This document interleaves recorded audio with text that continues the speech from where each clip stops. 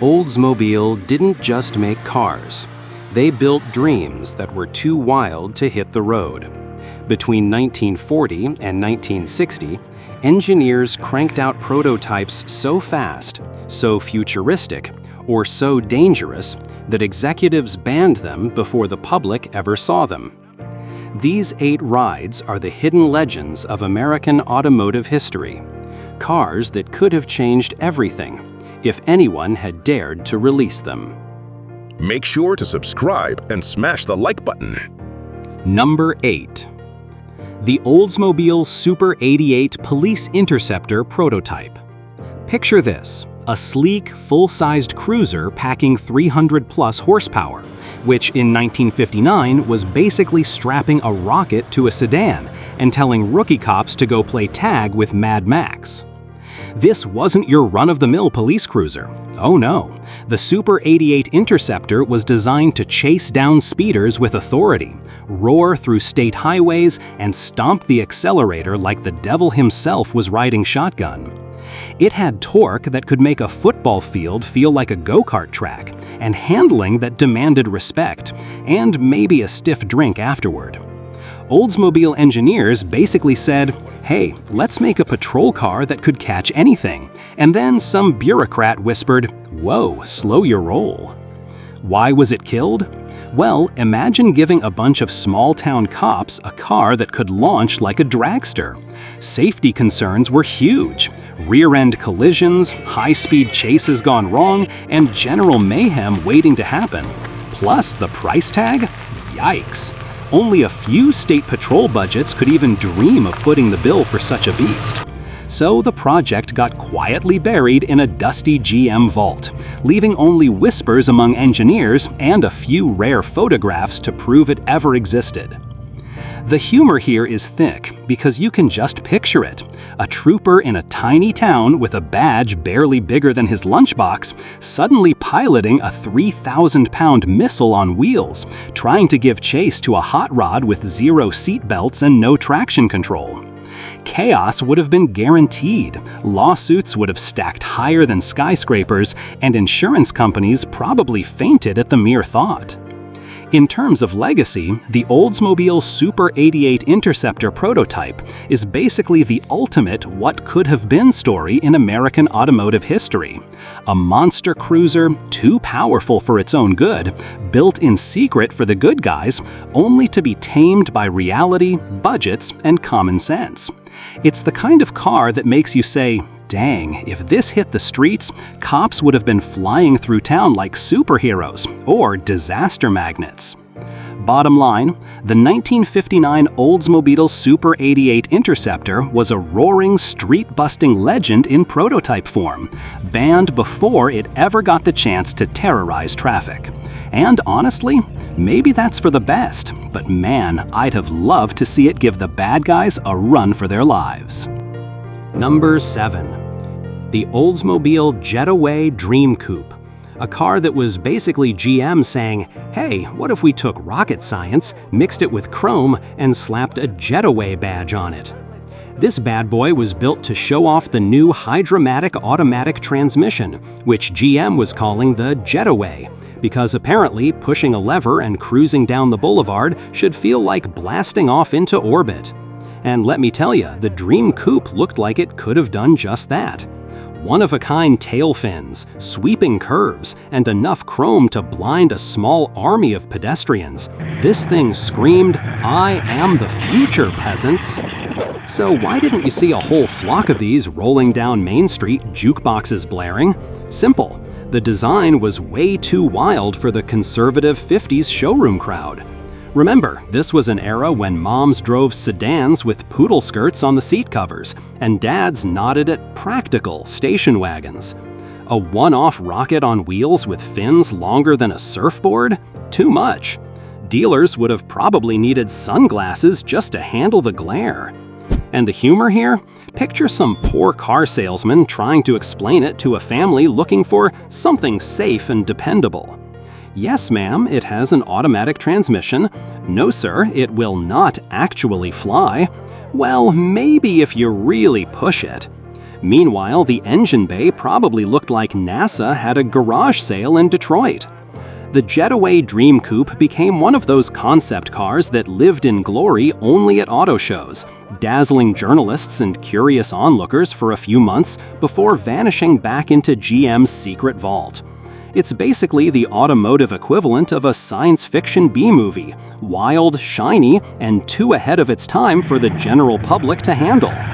Bottom line, the 1953 Oldsmobile Jetaway Dream Coupe was all chrome, all class, and all concept, a fleeting vision of what could have been if Americans were ready to strap rocket fins to their daily rides. Instead, it stayed a one-off legend, a reminder that sometimes being too cool is actually illegal, at least in the conservative minds of the 1950s. Number 6. The Oldsmobile XP20 isn't just a car, it's a time machine back to the roaring, chrome-drenched optimism of 1950s Detroit, when car designers were basically saying, why make something practical when we can build a rocket ship on wheels? The XP20 debuted at GM's Motorama, a kind of Vegas-level automotive circus designed to wow the public with visions of the future. This wasn't a car you could drive to the grocery store, oh no. It was more like a flying dream you could sit in. Its bubble-top canopy made every driver feel like an astronaut taking off for the moon, while those shark-tail fins sliced the air like a Hollywood sci-fi special effect. Step inside, and you'd find a cockpit-style interior that looked like it was ripped straight from a jet fighter. Switches, dials, and gauges everywhere, probably enough to confuse a retired pilot, let alone your average suburban dad. Now, let's talk why you never saw this thing cruising down Main Street waving at the neighbors. First off, bubble canopies don't exactly pass modern crash tests. And in 1950, safety standards were basically don't hit the garage door too hard. The XP20 was illegal before it ever hit the pavement because GM knew full well that no normal car buyer could safely operate it. Steering, visibility, ingress, egress, all completely bonkers. Imagine trying to parallel park a car shaped like a rocket with fins that could impale a mailbox. Insurance companies would have spontaneously combusted just looking at it. GM built the XP20 as a one-off showpiece. It was there to say, look America, this is what your cars will be like when science fiction meets Detroit engineering. And wow, did it make an impression. People gawked, kids pointed, and the photographers probably had to fight to get close without tripping over chrome-plated bumpers. But the reality was, this car was about dreaming big, not driving far. After the Motorama show wrapped, the XP20 vanished faster than a soda at a summer picnic. GM didn't mass produce it. They weren't trying to sell practical transportation. They were selling vision, swagger, and mid-century optimism on steroids. And let's not ignore the comic potential of this thing. Picture Grandpa trying to squeeze it into a tight driveway. Tail fins scraping the mailbox, bubble canopy bouncing off the garage frame, kids screaming in the back because they can't figure out the seatbelts, and the dog barking like it just spotted a UFO landing in the front yard. Maintenance? Forget about it. Even just adjusting the controls probably required a pilot's license and a minor in aerodynamics. And fuel economy? Let's just say space rocket doesn't mix with budget-friendly suburban driving. Despite all its impracticality, the XP20 is legendary today because it captured the spirit of an era. It's a reminder that mid-century America was obsessed with the future. Flying cars, jetpacks, and anything chrome, flashy, or impossibly fast. This car wasn't built to be practical, safe, or even slightly sane. It was art, optimism, and audacity wrapped in steel and glass. So if you ever see a picture of the XP20, don't just admire it for its shiny fins or bubble canopy. Admire it for the sheer balls-to-the-wall creativity it represents. It's a testament to a time when designers dreamed bigger than the streets could handle, and engineers dared to turn a vision of the future into something you could technically sit in. It's wild, insane, hilarious, and totally American. And honestly, that's why we love it. Number 5. The Oldsmobile F85 Turbo Jetfire isn't just a car. It's a story of American ambition colliding with reality, and a little dash of chaos thrown in for good measure. This baby rolled out of GM's labs in 1960 with a turbocharged V8 that was basically rocket science on wheels. Picture this, engineers sweating over a tiny little turbine, figuring out how to shove more air into a combustion chamber without turning your engine into a Molotov cocktail. The F-85 turbo jetfire promised power, speed, and a glimpse of the future, all in a mid-sized old sedan. Basically a family car that could punch your neighbor's Corvette in the bumper. So why didn't every American teenager's dad pull up to the drive-in in one of these? Simple, it was way too soon for prime time. The turbo V8 tech was brilliant, sure, but it was also finicky, temperamental, and complex enough to make a rocket scientist cry. Drivers back in the early 60s weren't exactly ready to babysit a car that needed precise fuel, careful ignition timing, and more patience than a Sunday sermon. One wrong move and boom, engine knock, detonation, or a car that decided it would rather take a nap in the middle of the highway. Mechanics called it the hot rod that bites back, and word got around faster than a kid passing notes in math class. GM tried to get ambitious. They wanted Americans to embrace turbocharging before anyone even knew what a turbo was. But reality slapped them in the face like a brick in a sock. Reliability issues, complex maintenance, and fuel system quirks made early adopters break out in hives. Sales would have been disaster city. Imagine trying to explain to your wife why your brand new futuristic car was now on fire in the garage. The risk-reward ratio wasn't there. It was like handing a toddler a stick of dynamite and saying, "Go for it, champ." So what did GM do? They hit the brakes, literally and figuratively. They detuned the engine, delayed the release until 1962, and reintroduced it as the production Jetfire, slightly tamer and hopefully less likely to bite your leg off. It still had the turbo, still packed a punch, but it was now street legal enough for normal humans to drive without a fire extinguisher in the passenger seat. Even then, it retained a kind of mystique. The F-85 Turbo Jetfire was the first turbocharged muscle sedan, a harbinger of what was to come and a glimpse of a future that American drivers weren't quite ready for. And let's not forget the humor in this story. The turbo in your dad's car could make you feel like James Bond when it worked, but also like you're hosting a small combustion experiment when it didn't. Kids in the back seat probably screamed every time the boost kicked in. Neighbors gawked as plumes of smoke and fire hissed from the engine bay. Mechanics cursed in ways that could make a sailor blush. It was glorious, terrifying, and totally American, all in one chrome-plated, futuristic package.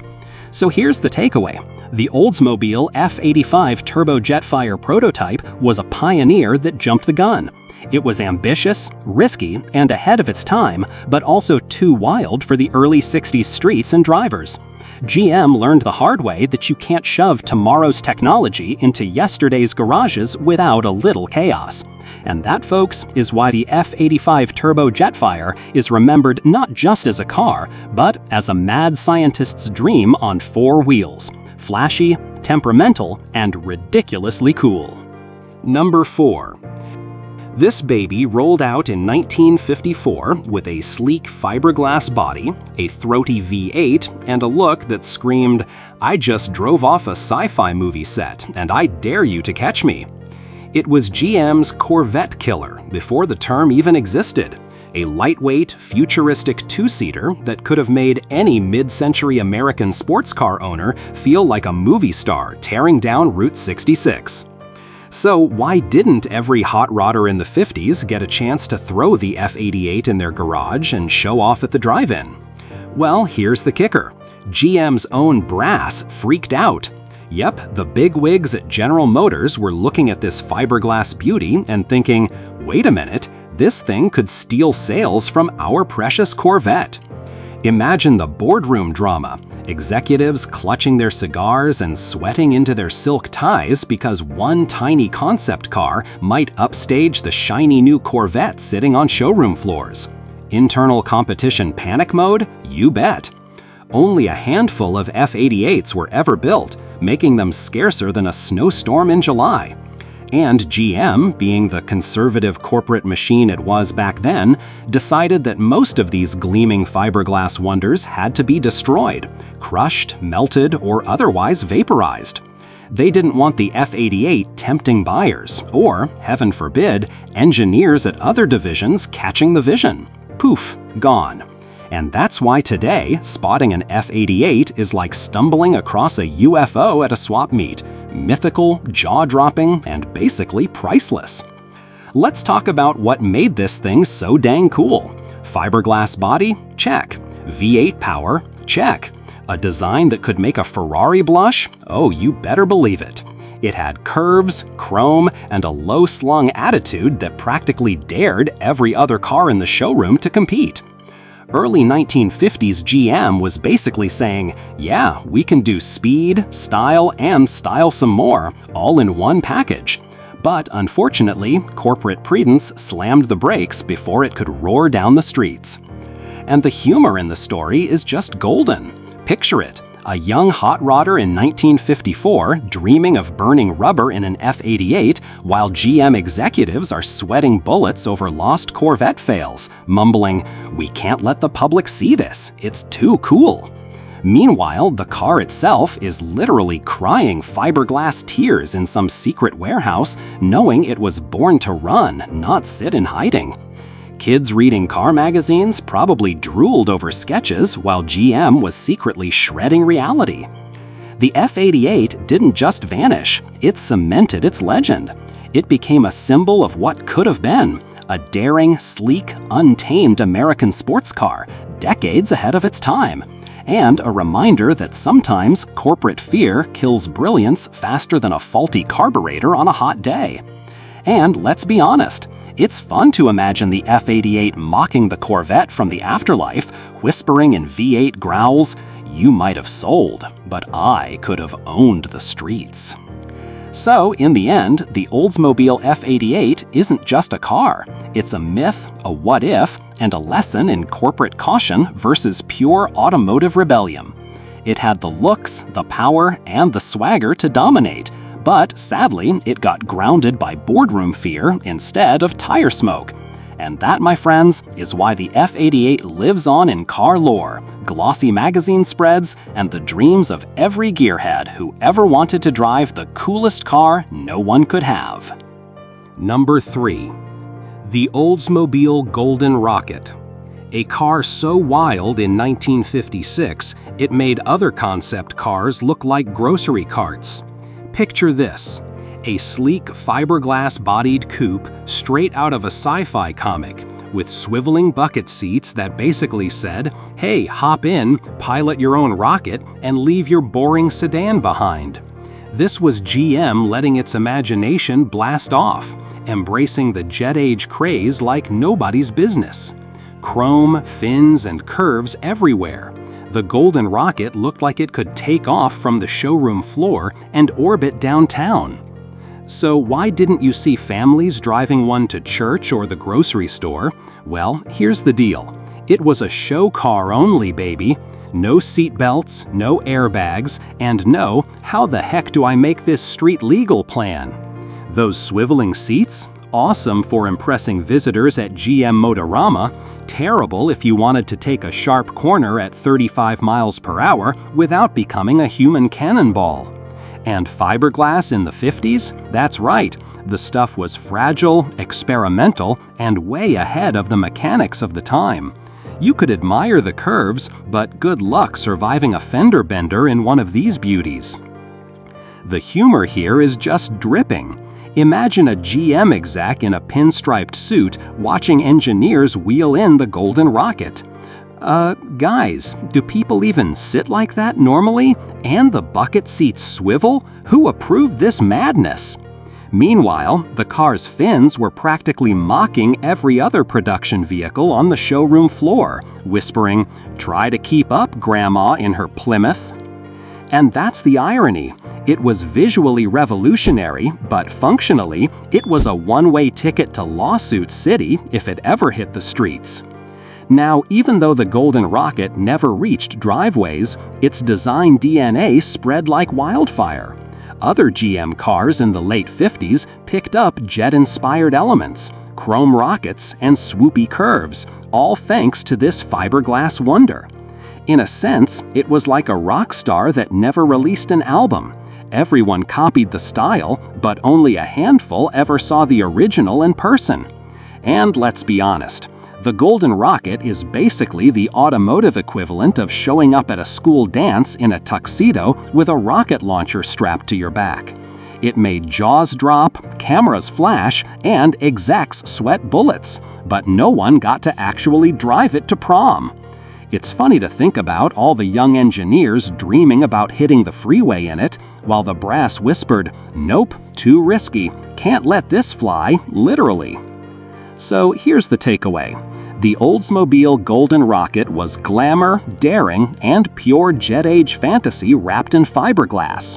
A car that could make your socks fly off without even leaving the showroom.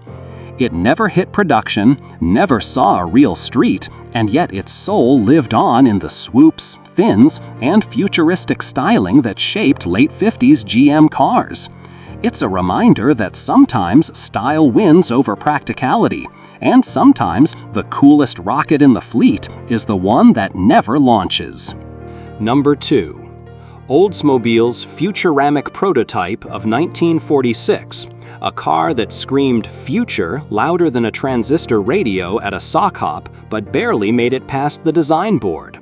Picture this: sleek, low-slung body lines, jet-age-inspired curves, yes, pre-Jetsons, and a sense of American optimism fused with pure science fiction.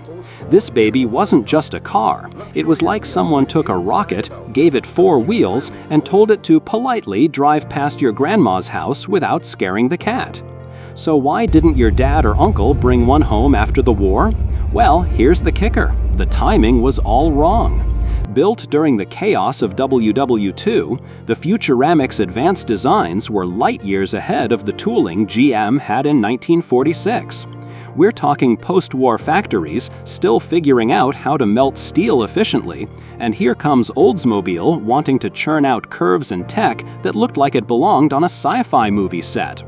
The brass at GM basically said, "Cool idea, Bob, but let's not bankrupt the company trying to make this look like Tomorrowland." And here's the funny part: the car was too far ahead for its own good. Its low stance, futuristic panels, and advanced styling made every other 1946 sedan look like it had been dragged out of a barn by a team of mules.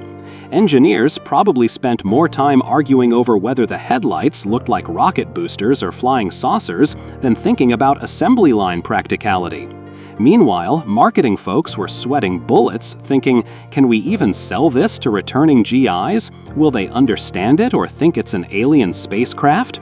GM's decision to go conservative post-war meant the Futuramic never saw mass production.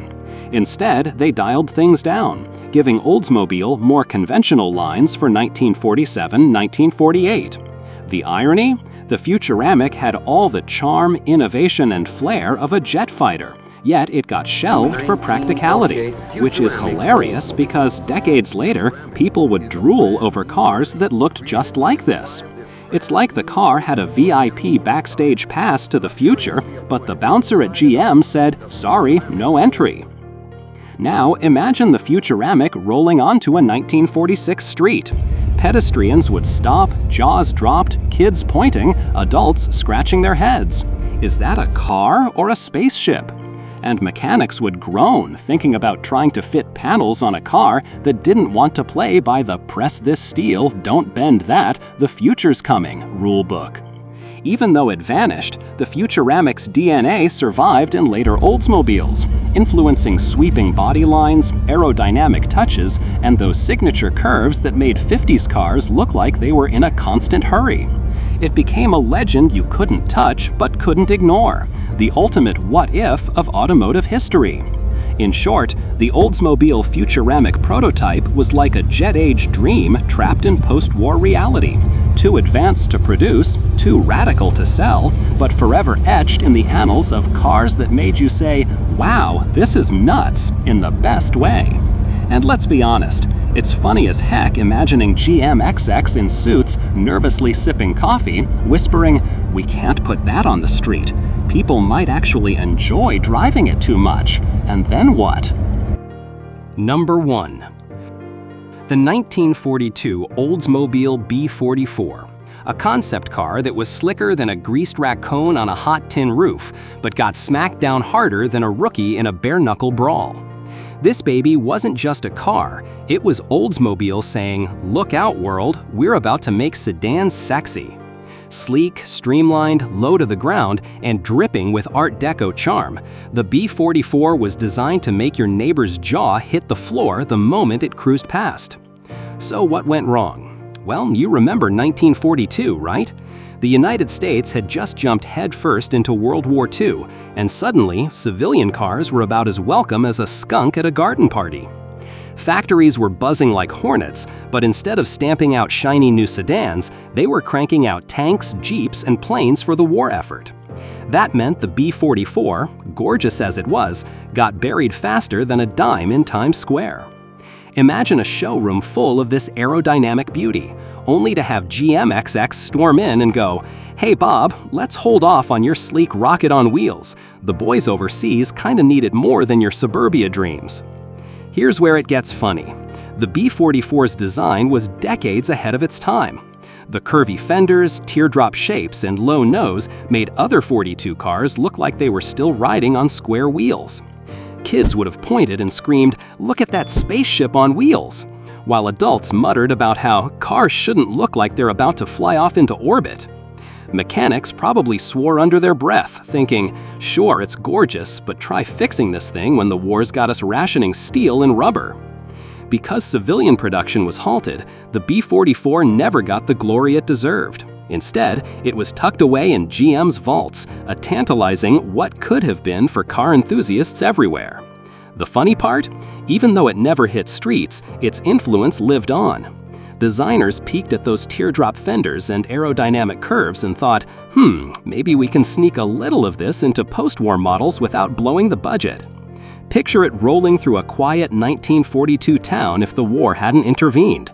Folks would have been gawking, kids hanging out of school windows, and the local mechanic would be muttering, "Forget grease, I'm gonna need a PhD to tune this baby." And all the while, GM brass sipping coffee in the back office, nervously tapping their fingers, whispering, "Yeah, it's gorgeous, but let's hope the government doesn't draft it into the Air Force." The B-44 stands as a legendary ghost of automotive history. A car that teased the future, got grounded by real-world events, and left enthusiasts drooling over sketches instead of chrome.